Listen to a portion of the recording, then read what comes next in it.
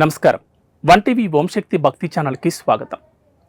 వారాహిదేవి హిందూ మత నమ్మకాల ప్రకారం అమ్మవారి శక్తి రూపాల్లో ఒకటి. ఈమెను సప్త మాతృకలలో ఒక ఆమెగా, దశ మహావిద్యలలో ఒక ఆమెగా కొలుస్తారు. ఈమె వరాహముఖం కలిగి ఉంటుంది. ఈమెను లక్ష్మీదేవి స్వరూపంగా కూడా కొందరు కొలుస్తారు. లక్ష్మీదేవి రూపంగా కొలిచేటప్పుడు ఈమెను మనిషి రూపంలో పూజిస్తారు. వారాహిదేవిని శైవులు, వైష్ణవులు, శాక్తేయులు పూజిస్తారు. ఈమెను వామాచారం పాటించే భక్తులు రాత్రిపూటల తాంత్రిక పద్ధతుల్లో పూజిస్తారు.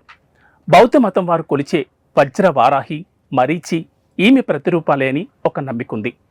మార్కండేయ పురాణంలోని దేవీ మహత్యంలో శుంభ, నిశుంభ వధ కథ ప్రకారం దేవుళ్ల శరీరాల నుంచి వారి స్త్రీ రూపశక్తులు ఉద్భవిస్తాయి.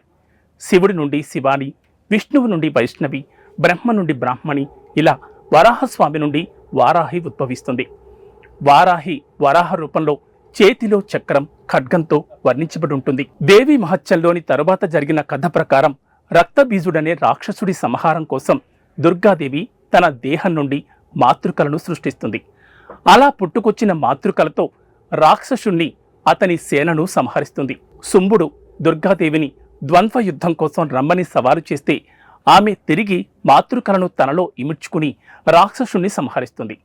వామన పురాణం ప్రకారం మాతృకలు అమ్మవారి రూపమైన చండిక నుండి ఉద్భవిస్తారు. వీపు భాగం నుండి వారాహి పుడుతుంది. మార్కండేయ పురాణం ప్రకారం వారాహి వరాలనిచ్చే తల్లి. వివిధ దిక్కులను మాతృకలు కాస్తారు అని చెప్పే స్తోత్రంలో ఈమె కాచేది ఉత్తర దిక్కును. ఇదే పురాణంలో ఈమె గేదెను వాహనంగా చేసుకుందని తెలపబడింది. దేవి భాగవత పురాణం ప్రకారం వారాహిని ఇతర మాతృకలతో పాటుగా అమ్మవారు సృష్టించారు. అమ్మవారు దేవతలను రక్షించేందుకు ఈ మాతృకలున్నారని తెలుపుతోంది. రక్తబీజుడి కథలో ఈమె వరాహ రూపంలో శవంపై కూర్చుని ఉండి తన దంతాలతో రాక్షస సంహారం కావిస్తుంది.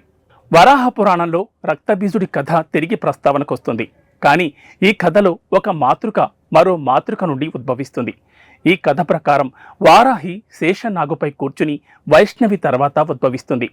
ఈమె ఈ పురాణం ప్రకారం అసూయ అనే వికారానికి అధిదేవత. మత్స్య పురాణం ప్రకారం ఈమె జననం భిన్నంగా ఉంది. ఈ పురాణం ప్రకారం ఈమె అంధకాసురుడనే రాక్షసుని సంహరించేందుకు సహాయం కోసం శివుడి ద్వారా సృష్టించబడింది. ఈ అంధకాసురుడు కూడా రక్తబీజుళ్లాగాని భూమికి రాలిన ప్రతి రక్తపు బొట్టు నుండి పుట్టుకొస్తాడు.